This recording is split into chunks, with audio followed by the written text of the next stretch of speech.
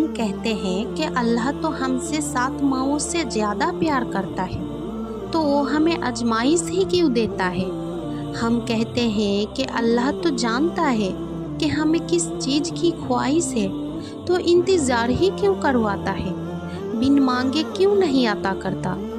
ارے ذرا یہ سوچے آپ، اگر یہ معمولی سی آزمائش نہیں آتی تو اللہ سے کیسے جوڑ پاتے آپ؟ اگر دعا نہیں ہوتی تو اللہ سے ہم کلام کیسے ہو پاتے؟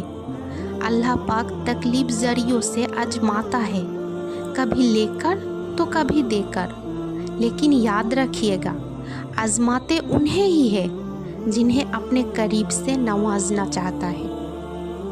ہو ہی نہیں سکتا کہ آپ اپنی نیند قربان کر کے تہجد تک جائیں اور وہ آپ کو خالی ہاتھ لوٹا دے۔ ہو ہی نہیں سکتا کہ آپ تہجد کے وقت اللہ کو پکاریں اور وہ آپ کی پکار انسنی کر دے۔ ہو ہی نہیں سکتا کہ آپ تہجد کے وقت اللہ سے کچھ مانگیں اور وہ آپ کو عطا نہ کرے۔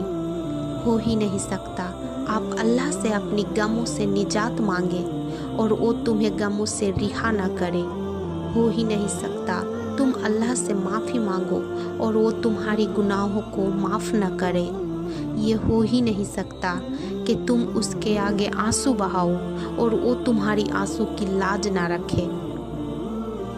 آدھی رات میں اٹھ کر آپ اپنے رب سے سوال کرو اور وہ خالی ہاتھ لوٹا دے۔ کیا ایسا لگتا ہے آپ کو خالی ہاتھ لوٹائے گا؟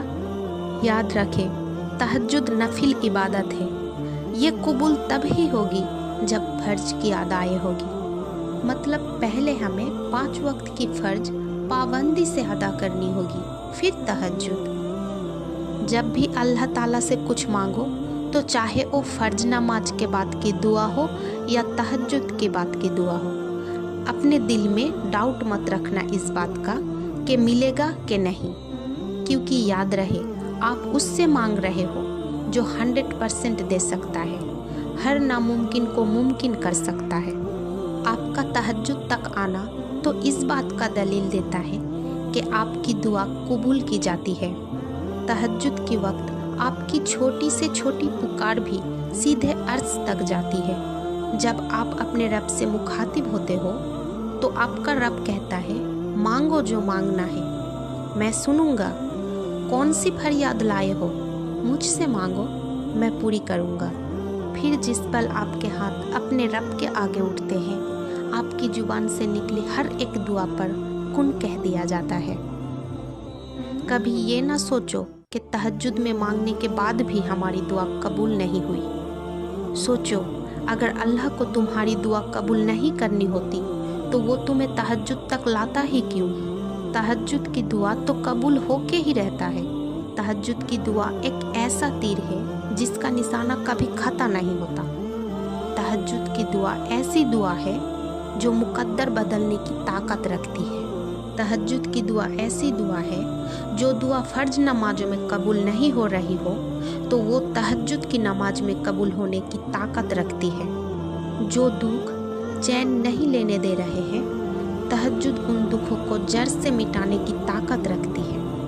یہ جو دل اتنی بے چین رہتا ہے، تہجد روح تک میں سکون پہنچانے کی طاقت رکھتی ہے۔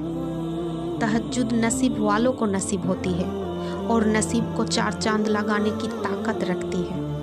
اکیلے ہو، کوئی ساتھ نہیں دیتا، تو جان لو تہجد رب سے ملوانے کی طاقت رکھتی ہے۔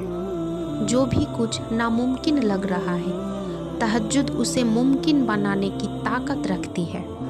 آنسو، سسکیاں، تکلیفیں، پریشانیاں، تہجد ان سب سے چھٹکارا پانے کی طاقت رکھتی ہے۔